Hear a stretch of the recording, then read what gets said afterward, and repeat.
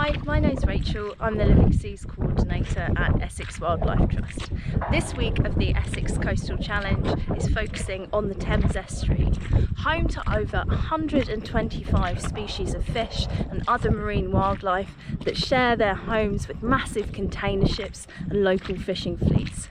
We knew a trip to the Thames wouldn't be complete without a trip to the beach, so today I'm going to do an informal Shoresearch survey on Southend Pier.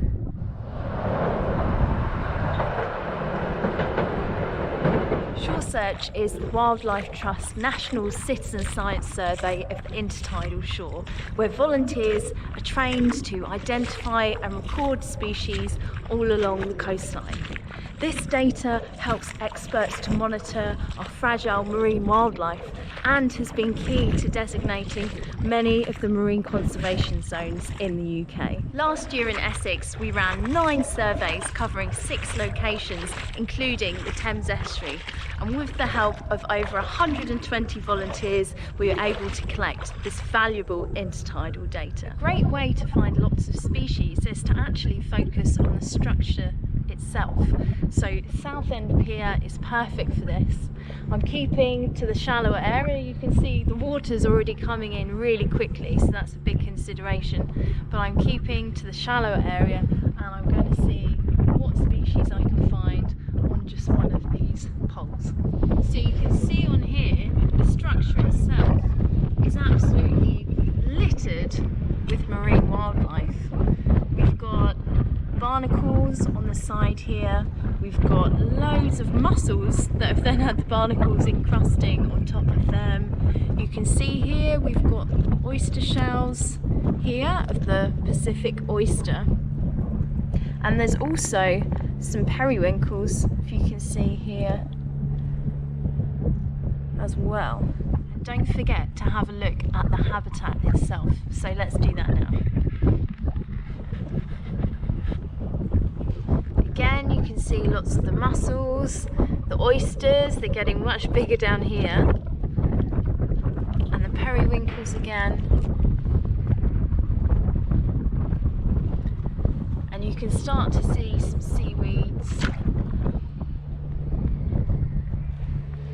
all around. And there you can see a small common shore crab scuttling across.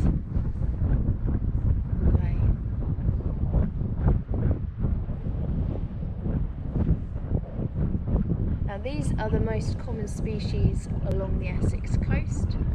They eat pretty much anything they can get their hands on. They're not fussy eaters. And one easy way to identify them is by the teeth on either side of their carapace, so their shell.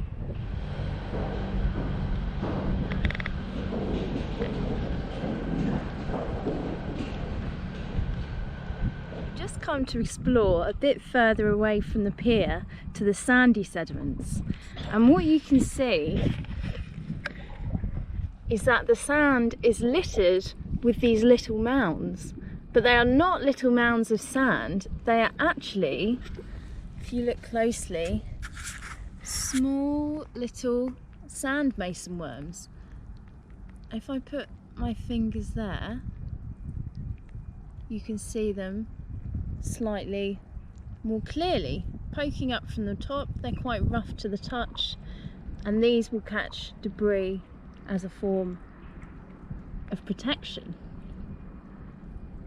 So there's literally hundreds and thousands of these little critters in this sandy section, and more than that, we've got other signs of worms as well.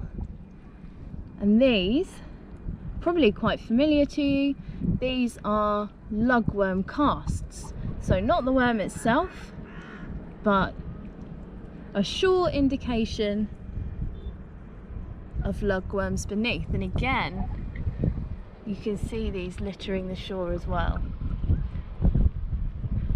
So there's a hell of a lot going on beneath the surface.